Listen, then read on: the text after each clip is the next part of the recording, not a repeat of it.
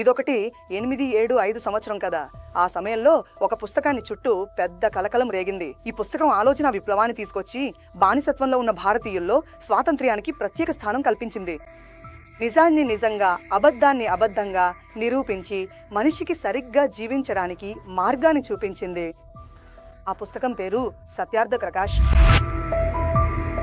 దాన్ని చదివిన ప్రతి ఒక్కరూ ఆలోచించకుండా ఉండలేకపోయేవారు. ఒకరోజు ఒక యువకుడి చేతికి కూడా ఈ పుస్తకం వచ్చింది.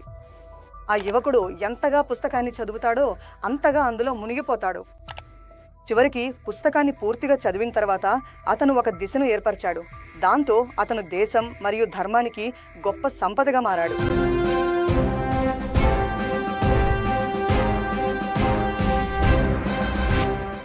నమస్తే జీ, నేను హర్ప్రీత్ కౌర్. సంవత్సరం 1855లో పంజాబ్లోని హోషియార్పూర్ భూమిపై ఒక బాలుడు జన్మించాడు.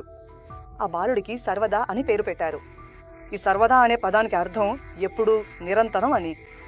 సర్వదా పెద్దవాడయ్యాక అతని జిజ్ఞాసవంతమైన మనసు వల్ల ధర్మకర్మలలో ఆసక్తి పెరిగి శైవ మతాన్ని అనుసరించసాగాడు. ఆ కుటుంబం చాలా సంప్రదాయవాదిగా ఉండేవి. పూజాపాఠాలకు ఎక్కువ ప్రాధాన్యత ఇచ్చేవి.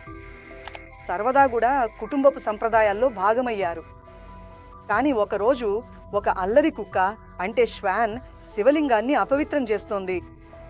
సర్వదా ఇది చూడలేకపోయాడు. అతను ఆ కుక్కను అక్కడి నుంచి తరగజాడు. కానీ ఈ సంఘటన తర్వాత అతని మనసు కూడా కలవరపడింది.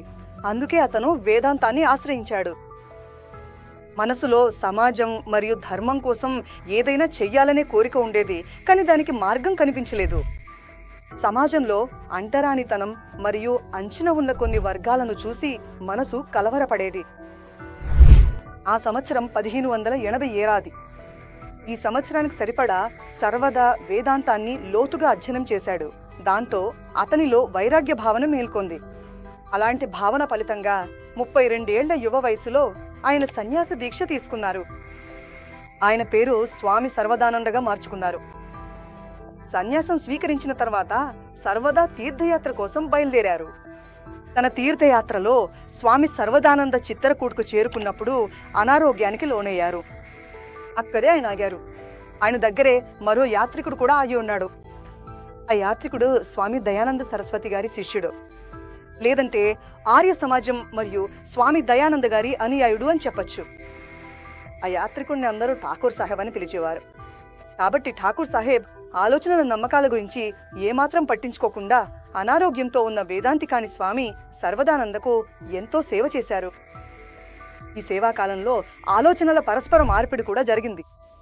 ఇప్పుడు స్వామి సర్వదానంద పూర్తిగా ఆరోగ్యవంతులయ్యారు. ఠాకూర్ సాహెబ్ చిత్రకూట్లో వీడుకోలు తీసుకుంటూ స్వామి గారికి సత్యార్థ ప్రకాష్ పుస్తకాన్ని బహుమతిగా ఇచ్చారు. ఇప్పుడు స్వామి గారు ఆ పుస్తకాన్ని చదవడం ప్రారంభించారు. బ్రహ్మ నుండి జైమిని వరకు ఋషిమునుల వేద ప్రబోధిత ఆలోచనల సారాన్ని చదివారు. స్వామి సర్వదానంద గారికి జీవితం యొక్క అర్థం దొరికినట్లయింది.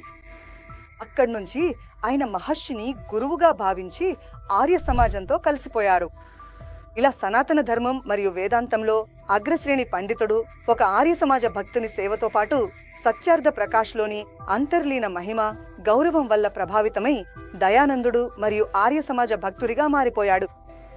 వేద ప్రచారంలో తన జీవితాన్ని అర్పించిన స్వామి సర్వదానంద సరస్వతి గారు తన అనుచరుల్లో తన కర్మలు, స్వభావం, ఆలోచనలతో భక్తిని కలిగించారు. వారి పూర్వీకులు ఆయుర్వేద మరియు యునాని విధానంలో వైద్యులు.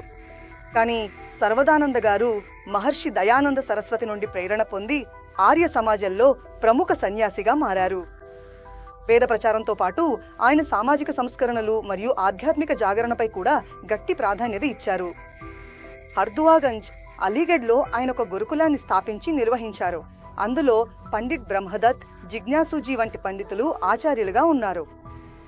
ఈజల్ద్ గురుకులంలో 2 ప్రముఖ ఆర్య పండితులు పండిట్ యుధిష్ఠిర్ మాంసు మరియు ఆచార్య భద్రసేన్ జీ కూడా చదివారు. దీంతో పాటు ఇక్కడ ఒక సాధు ఆశ్రమాన్ని కూడా నిర్మించారు.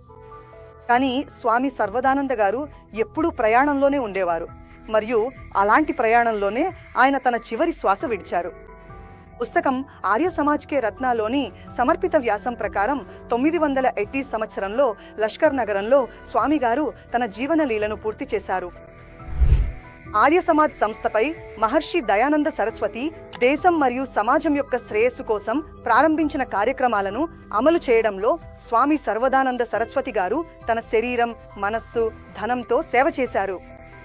తన రచనలు, సామాజిక శ్రేయస్సు, కార్యాలు, మానవ సేవ ఆలోచనలతో స్వామిగారు అమరులయ్యారు. ఈరోజు ఋషి, భక్తుడు, సన్యాసి, తపోమూర్తి అయిన స్వామి సర్వదానంద సరస్వతి గారికి ఆర్య సమాజ్ శతశత నమనాలు అర్పిస్తోంది.